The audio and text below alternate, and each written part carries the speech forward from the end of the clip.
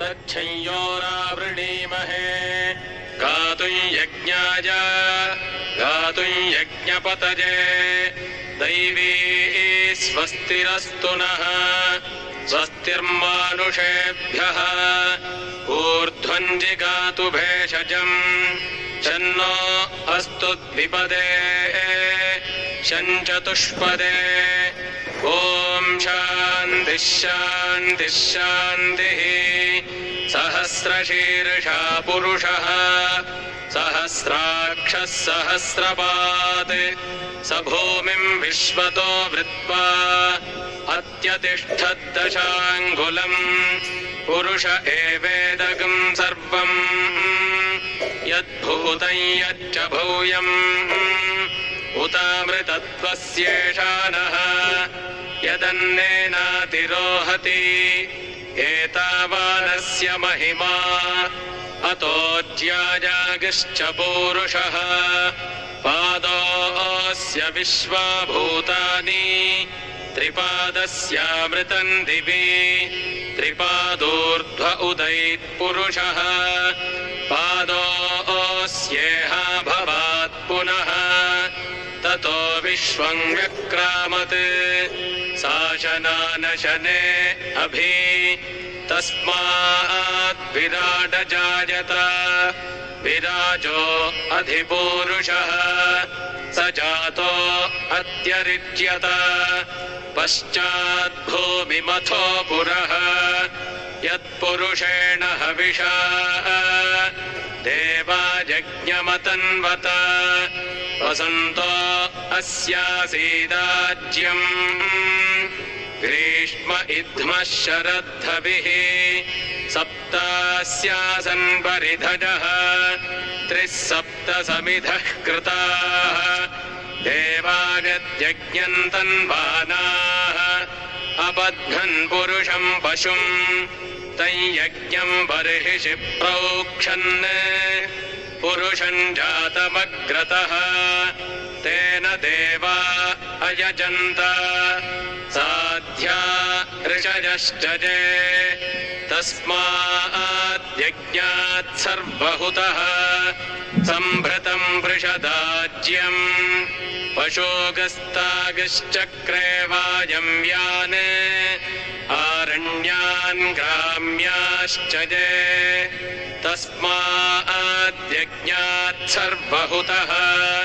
ऋचः सामानि जज्ञिरे छन्दागुंसि जज्ञिरे तस्मात् यजुस्तस्मादजायत तस्मादश्वा अजायन्त ये केचोभजादतः गावोह जज्ञिरे तस्मात्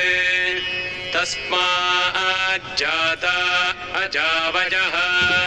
यत्पुरुषं व्यदधुः कतिधा व्यकल्पयन् मुखं किमस्य कौ बाहू कावूरूपादावुच्येते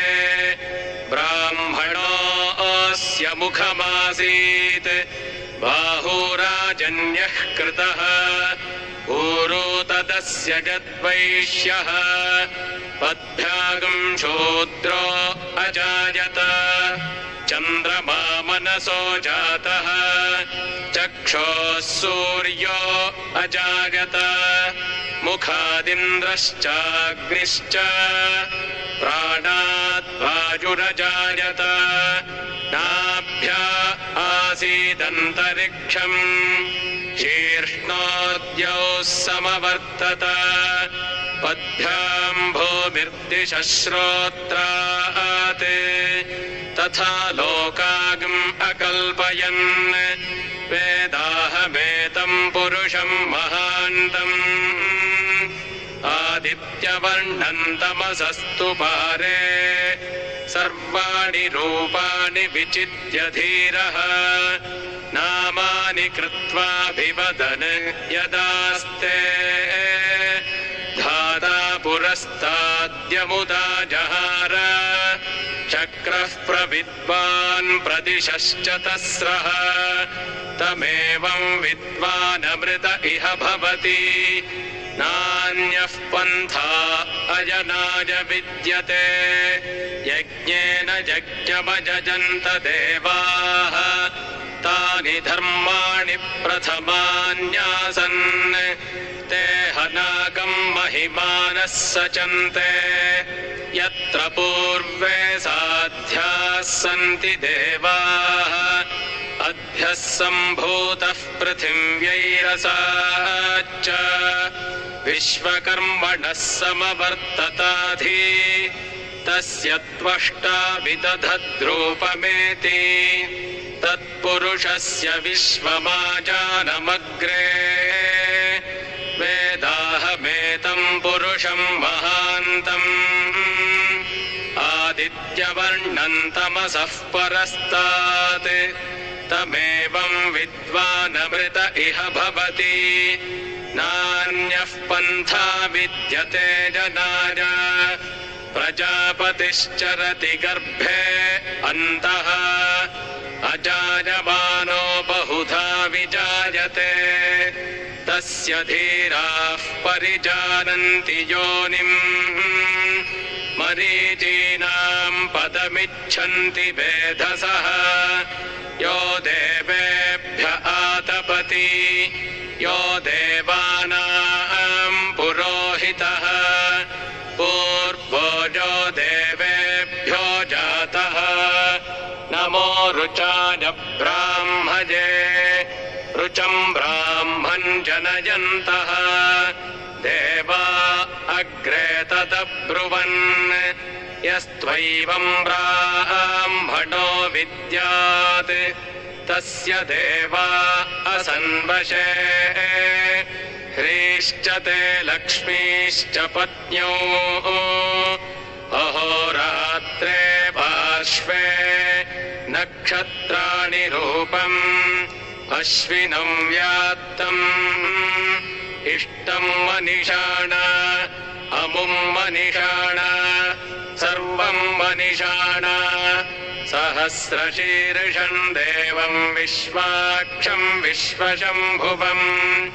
विश्वं नारायणं देवमक्षरं परमं पदम् विश्वतः परमान्नित्यं विश्वं नारायणगुं हरिम् विश्वमेवेदं पुरुषस्तद्विश्वमुपजीवति पतिं विश्वस्यात्मेश्वरगुं शाश्वतगुं शिवमच्युतम्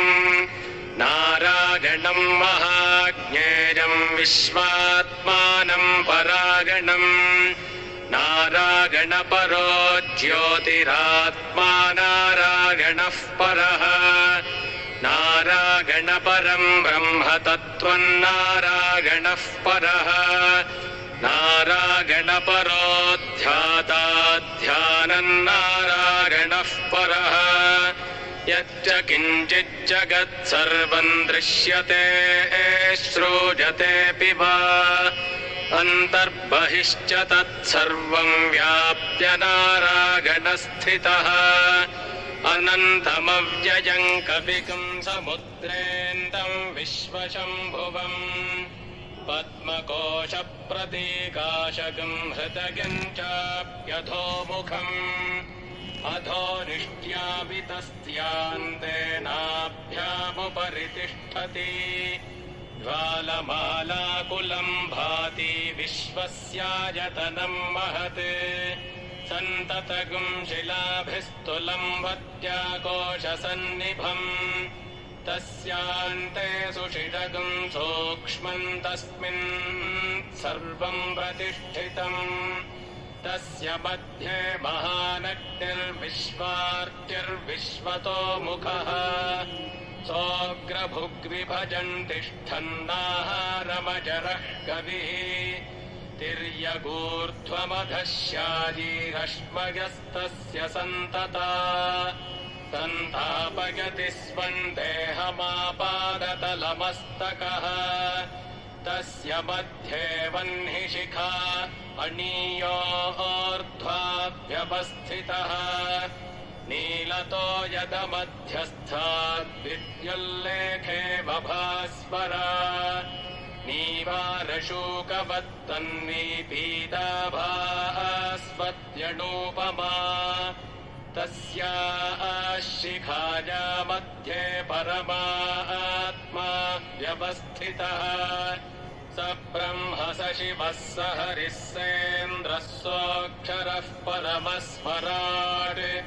ऋतकं सत्यं परं ब्रह्म पुरुषं कृष्णपिङ्गलम् ऊर्ध्वरेतं विरूपाक्षं विश्वरूपाय वै नमो नमः तच्छंयोरावृणीमहे गातुं यज्ञाय गातुं यज्ञपतये दैवी स्वस्तिरस्तु नः स्वस्तिर्मानुषेभ्यः ऊर्ध्वं जिगातु भेषजम् शन्नो अस्तु द्विपदे शञ्चतुष्पदे ॐ शान्तिः शान्तिः शान्तिः सहस्रशीर्षा पुरुषः सहस्राक्षः सहस्रपात् स भूमिं विश्वतो वृत्वा अत्यतिष्ठद्दशाङ्गुलम् पुरुष एवेदकं सर्वम् यद्भूतं यच्च भूयम् उतामृतत्वस्येषा नः यदन्नेनातिरोहति